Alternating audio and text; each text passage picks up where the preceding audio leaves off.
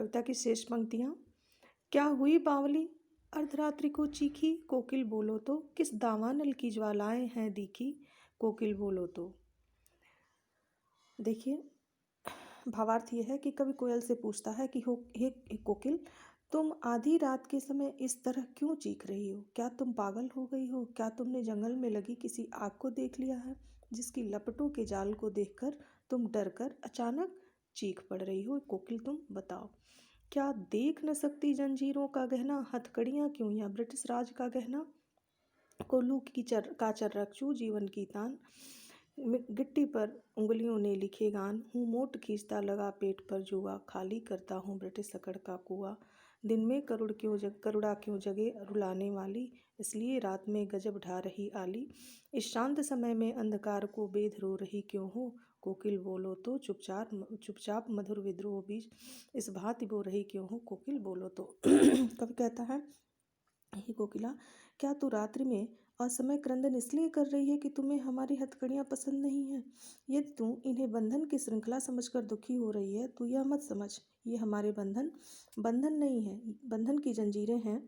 तो ये ब्रिटिश राज के द्वारा प्रदत्त आभूषण हैं, इन्हें तो हमने सहर्ष धारण किया है।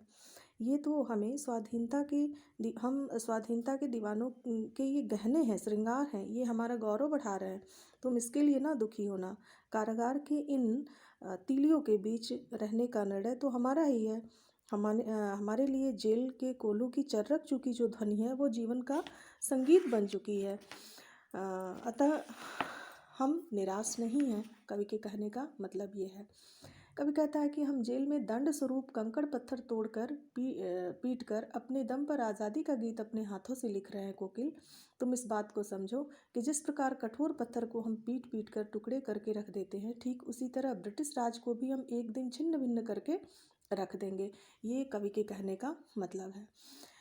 फिर कवि कहते हैं कि मैं अपने पेट पर जुआ बांधकर चरसा खींच रहा हूँ। इस क्रिया में मैं धीरे धीरे किंतु अनवरत रूप से मैं रुक नहीं रहा हूँ। ब्रिटिश राज के दम्भ रूपी कुएं को खाली कर रहा हूँ, अर्थात मैं कष्ट सहन करके, यातनाओं को सह करके, आगे पराजय न स्वीकार करके उसकी अकड़ ठंडी करने का प्रयास कर रहा हूँ।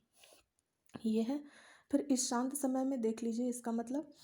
अब कवि कहता है कि हे कोकिल, तो रात्रि की इस निस्तब्धता को चीरकर जो अपना मधुर स्वर हमें सुना रही हो, उसके पीछे तू पहले अपनी मनसा बताओ। क्या मनसा है तुम्हारी? अब यह मेरी समझ में भली प्रकार से आ गया है। तू जानती हो कि दिन के समय घोर यातना, संघर्ष और कठिन परिश्रम करने के बाद ही मुझे सारा दिन मेरा व्यतीत होता है। उस समय तेरी यह मधुर ध्वनि जो है हम सुन नहीं पाते हैं, इसलिए वह निष्फल हो जाती है। तेरी करुणा भी हम ग्रहण नहीं कर पाते हैं और उस कठिन समय में असीम साहस की आवश्यकता होती है। अब मैं समझा कि तू रात में हमारे परिश्रम से उभर आए घावों पर मरहम लगाने आई है। ये कवि कहता है। कवि कहता है कि तुम रात्रि के इस नीरव एकांत में रुदन मत किया करो, तुम मत चीखा करो, क्योंकि तुम अपनी मधुर आवाज़ से हमारे हृदयों में विद्रोह का बीज बो रही हो। क्या तुम हमें विद्रोह की प्रेरणा देने के लिए चीख रही हो? कोकिल, बोलो तो।